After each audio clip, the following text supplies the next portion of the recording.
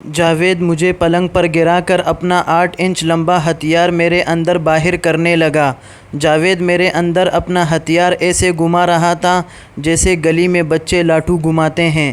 اب ہم دونوں پوری طرح سے انجوائے کر رہے تھے۔ جاوید نے اپنا سر میرے دونوں مالٹوں کے بیچ میں پھنسایا ہوا تھا۔ اس کے میری گلی کے اندر زبان پھیرنے لگا۔ اف، اس وقت جو مزہ آ رہا تھا میں آپ کو کیا بتاؤں۔ جب ہم دونوں نے اپنا کام پورا کر لیا تو میری نظر پلنگ کے چادر پر پڑی جو خراب ہو چکی تھی، تو میں نے بھائی کو کہا کہ بھائی ابھی چادر کا کیا کریں گے؟ جاوید نے کہا کہ جلدی سے دھو لو، اگر صبح امی نے دیکھ لیا تو وہ سمجھ جائے گی رات کو ادھر کسی نے کبڈی کری ہے۔ میرا دل تو نہیں کر رہا تھا لیکن مجبوری تھی، تو میں دھونے کے لیے واش روم لے کر چلی گئی۔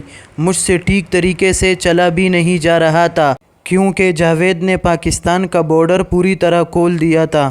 تو میں نے جلدی سے چادر دھو کر تار پر سکھانے کے لیے رکھ دی اور خود اپنے کمرے میں چلی گئی۔ جب میں نے کمرے کا دروازہ کھولا تو اندر شبانہ جاگ رہی تھی۔ کہنے لگی باجی آپ کہاں گئی تھی؟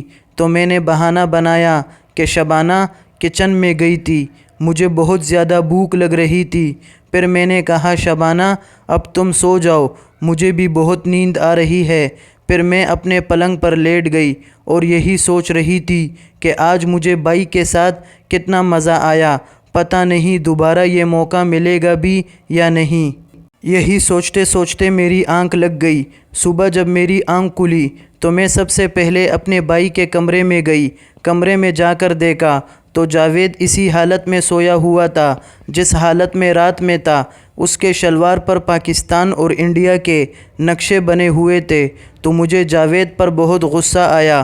میں نے کہا جاوید جلدی سے اٹھ جاؤ، تم نے ابھی تک شاور بھی نہیں لیا، اگر اس حالت میں تمہیں امی نے دیکھ لیا تو کیا کریں گے؟ یہ بات سن کر جاوید فوراً اٹھا اور باتھ روم میں گھس گیا اور نہانے لگا۔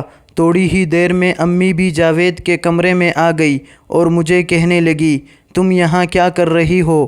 میں نے کہا امی میں جاوید کو اٹھانے آئی تھی کہ جلدی سے اٹھ کر نہائے اور اس کے بعد ناشتہ کر کے کام پر جائے۔ تو امی نے کہا کہ جیسے ہی وہ نہا کر باہر نکلے تو اس کو فوراً ناشتے کی میز پر بھیج دینا اور خود بھی آ جانا۔ یہ کہہ کر امی چلی گئی۔ جاوید 10 منٹ بعد باتھ روم سے باہر نکلا۔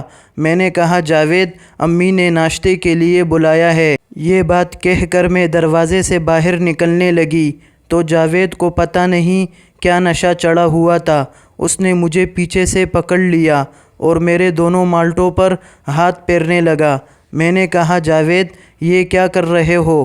امی ابو سب جاگ رہے ہیں، اگر کوئی کمرے میں آ گیا تو بہت بڑا مسئلہ بن جائے گا۔ جاوید نے کہا میں تمہارے مالٹے چوس کر ناشتہ کروں گا۔ میں نے کہا جاوید کل بھی تم نے میرے مالٹے کو چوس چوس کر اس کا بیڑا غرق کر دیا ہے، اس مالٹوں پر کچھ رحم کرو۔ لیکن لگتا تھا کہ آج جاوید نے قسم کھائی تھی کہ آج وہ میرے مالٹوں کو چوس کر ہی ناشتہ کرے گا۔ اس نے جلدی سے کمرے کے دروازے کو کنڈی لگائی اور کارروائی شروع کی۔ تھوڑی دیر بعد کسی نے دروازہ کھٹکھٹایا تو جاوید نے فوراً دوستو اس کہانی کی 5ویں قسط کل اپلوڈ ہوگی۔